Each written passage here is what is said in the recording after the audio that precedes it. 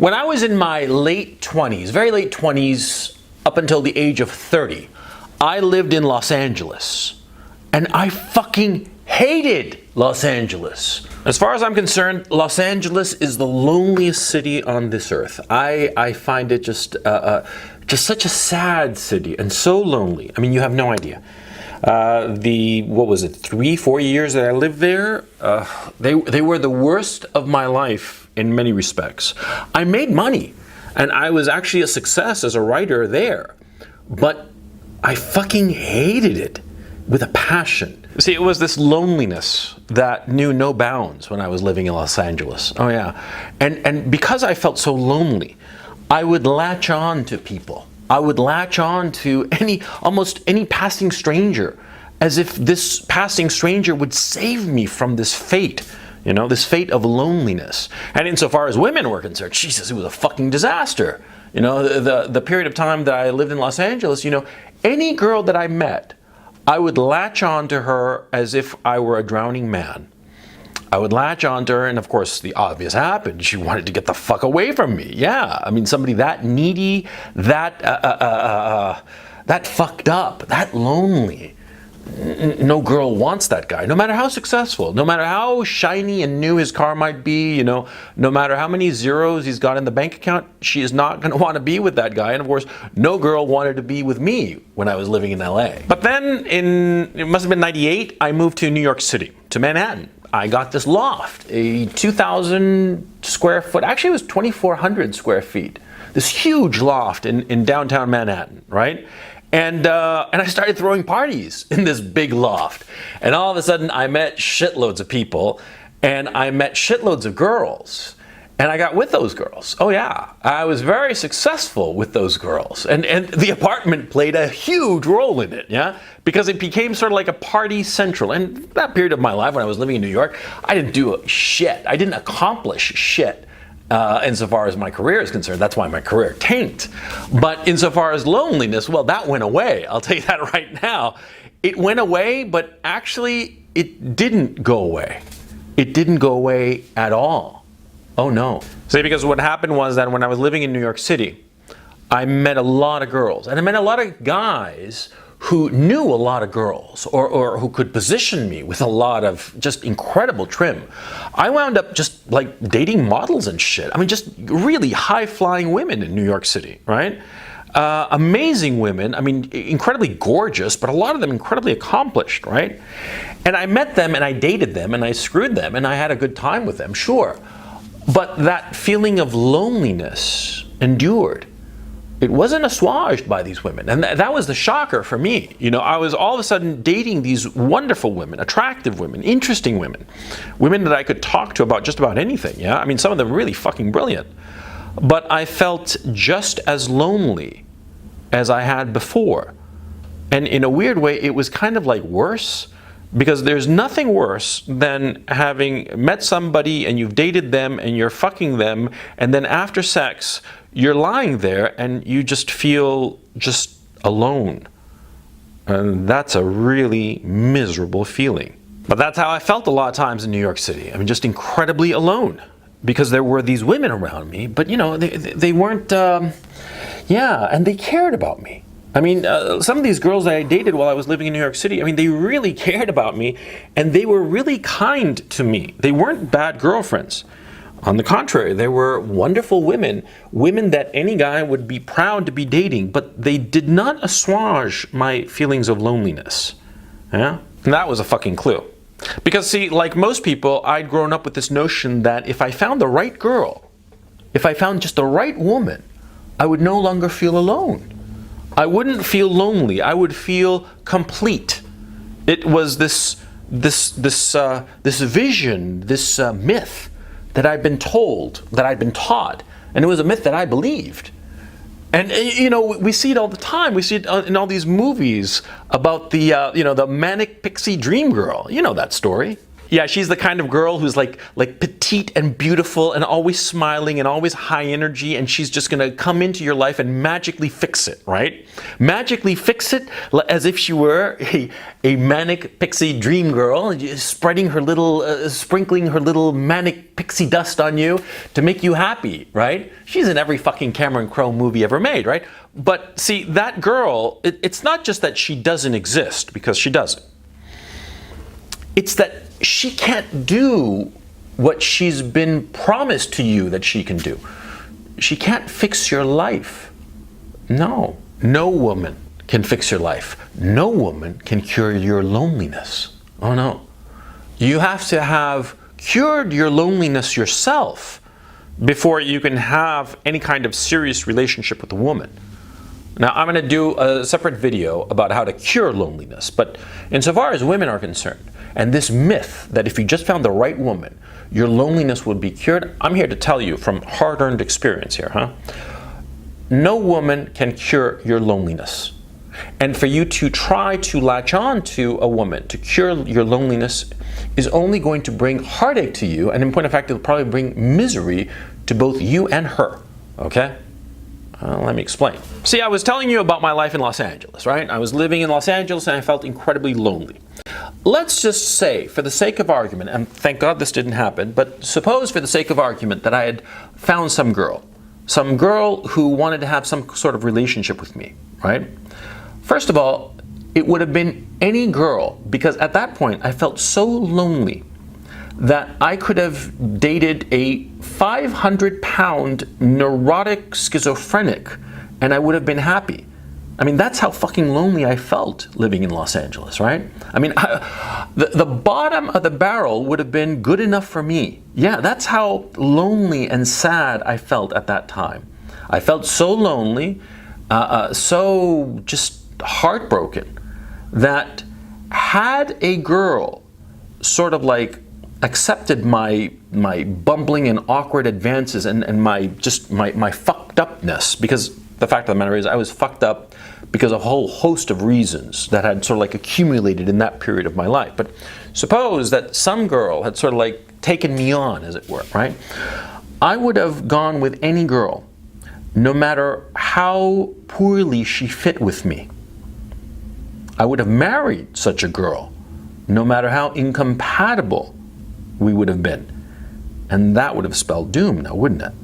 Oh yeah. Yeah, because you see, you can't just simply have a relationship with whomever is passing by. No, you have to have a relationship, especially a serious relationship, especially a relationship that could potentially lead to children, with a woman who is actually compatible with you. Compatible not merely in personality, but more importantly, in life goals. But when you are lonely, and you are under this myth that a woman will save you from this loneliness, you don't pay attention to those things. You don't pay attention to the important things insofar as having a woman in your life. You pay attention to the fact that you have a woman and you're not so lonely, or at least you start to think to yourself that you're not so lonely. My experience in New York, where I was dating lots of girls and I still felt lonely, well, that clued me in that a woman cannot save you from loneliness. But when I was living in Los Angeles, I didn't know this. And so had some girl, paid any attention to me, and had she been fool enough to let me latch on to her and maybe even fucking marry her, I mean, I was that fucking desperate, I was that fucking crazy at that time, right? That fucking lonely. Had I married such a woman, it would have been a fucking disaster. Yeah. Because I would have married anybody, and what are the odds that somehow, magically, I find the right woman for me, 1 in 3, 1 in 5, 1 in 100, 1 in 1,000, 1 in 1,000,000? Probably the odds would have been astronomical, and I would have latched on to some woman whom within a few months, not even a year, I would have realized, Jesus Christ, what the fuck did I do marrying this girl, Yeah, because that's what happened when I moved to New York. I moved to New York in '98, and almost immediately I was dating some girl. And at first, in the first couple of weeks, it was great. But then after a while, I was like, I don't really like this girl very much. And why did I think that? Because I started meeting other girls. Yeah, because that first girl, I remember her clearly. Her name was Anne. I almost said her last name, but her name was Anne. And she was a model. She was a beautiful girl. She was a fucking disaster. I mean, I just did not like her at all. But the fact is, she was the first girl who had paid attention to me after the drought of Los Angeles. I'd moved to New York, I'd gotten my great place, and all of a sudden I'm dating this model. She was beautiful, gorgeous, right? Even though she was an awful person. And so I was like, holy cow, this is a wonderful thing. I thought in the first week. Yeah, but by the second week, I'd met some more people, some more girls. And by the third week, I was like, Jesus Christ, get this fucking bitch away from me. Oh yeah, because she was completely wrong for me. She was totally wrong for me.